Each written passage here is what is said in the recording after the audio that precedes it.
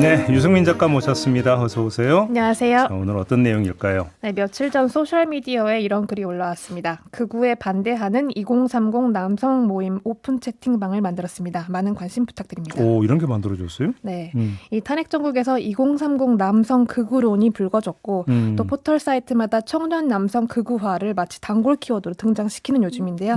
전혀 다른 움직임이 나타난 겁니다. 이 연대를 구성하고 있는 청년들의 목소리를 들어봤습니다. 이 모임이 만들어진 뭐 특별한 계기가 있었던 거예요?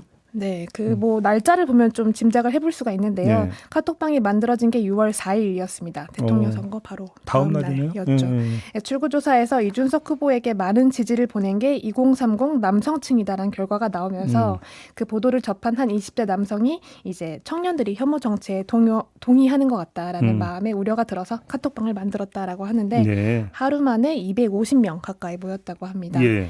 물론 직접적인 계기는 이준석 후보의 혐오 발언이었지만 사실 그 바탕에는 탄핵 정국 내내 문제가 되어왔던 윤석열 지지로 상징되는 일부 청년들의 극우 성향에 대한 우려나 그런 비판의식도 깔려 있었던 걸로 보입니다. 그래서 하루 만에 250명이 모였는데 네. 그러면 그 250명도 거의 같은 문제의식이었다 이렇게 봐야 되는 걸까요? 네, 결을 같이 하고 있는데요. 한 구성원의 이야기부터 들어보시겠습니다. 분명히 저랑 뜻이 같은 사람은 있을 거라고 생각은 하는데 도대체 어딘지 그걸 알 수가 없었던 거예요. 그렇죠. 어디 있는지 알 수가 없죠. 네. 이 한마디가 좀 많은 걸 내포하고 그렇네요. 있는데요. 그러니까 같은 연령대, 같은 성별이지만 그동안 서로 대화의 갈증을 느껴왔다라는 점도 알 수가 있고 그렇죠. 또 세상이 말하는 이데아남은 극우다라는 그런 공식이 사실 전부가 아니다라는 걸 가시화하고 싶었던 마음도 있는 거고요.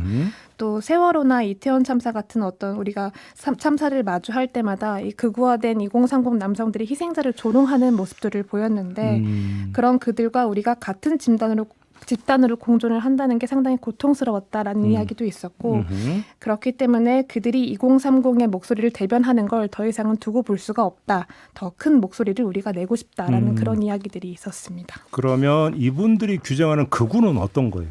네, 아직 다듬고 있는 중이다라는 걸 이야기해왔는데요. 가장 먼저 극우를 우리가 어떻게 규정을 할까, 정의를 내릴까에 대한 얘기가 있었다고 합니다. 구성원들이 모여서 문장 하나, 단어 하나를 다 조율을 하고 있다고 하는데 좀 읽어드리자면 극우란 다음의 사상이 병합된 형태의 정치 세력을 지칭합니다라고 얘기를 했습니다. 극과 우를 나눠서 얘기를 하고 있는데요.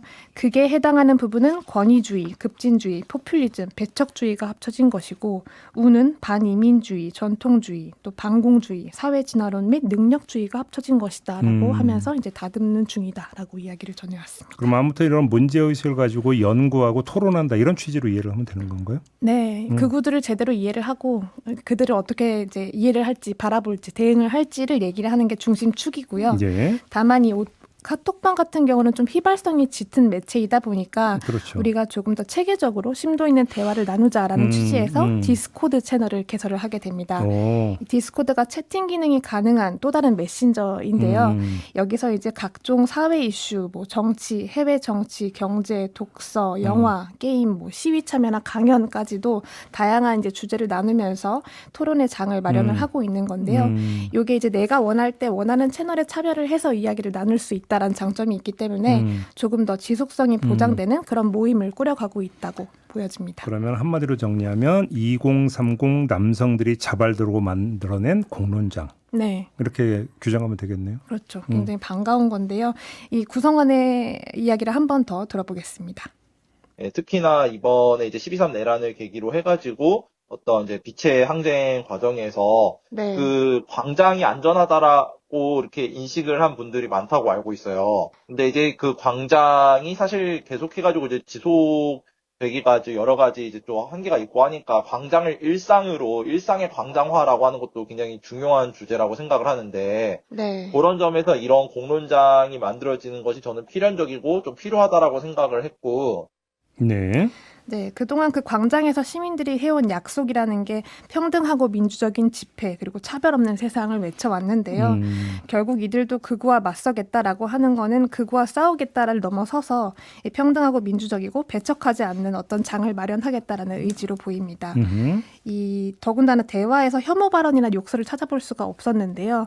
덕분에 한 구성원은 내가 정치 얘기를 해도 극우에 반대한다는 의견을 얘기를 해도 욕을 안 듣는 게 처음이다. 굉장히 안정감을 가지게 되었다라는 말도 해왔고 한 남성 같은 경우는 이제 그동안 취미가 게임하는 거였기 때문에 밤낮 게임만 하고 살았는데 네. 이 디스코드 채널에 참여를 하면서 독서 모임도 운영을 하게 되고 하다 보니까 너무 즐거워서 게임을 그만두게 되었다라는 오. 그런 후기도. 게임을 끊었단 말이에요? 네, 대단한 일인데요. 대단한 결단인데? 네, 그런 그렇잖아요. 긍정적이고 건전한 그런 이제 영향을 주고 있는 것 같습니다. 그리고 저는 20대 내지 30대 남성들이 극우화됐다고 일반화할 수 있을까? 저는 좀 사실은 여기 물음표를 좀 찍어야 된다고 생각을 하거든요. 예. 너무나 성급한 성급하죠. 일반화일 수 있다. 왜 그러냐면 이렇게 고민하고 또 다른 걸 어떤 모색하는 청년들도 많이 있잖아요. 네. 아까 뭐 이준석 후보가 출구조사 결과 2030 남성들로부터 많은 지지를 받았다고 하지만 그게 아마 그 제 기억이 맞다면 30%대 아마 이랬던 거거든요. 네.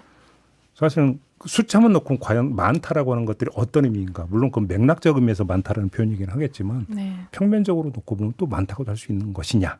너 사실은 물음표를 찍어야 되는 부분이 있다고 생각을 합니다. 네. 알겠습니다.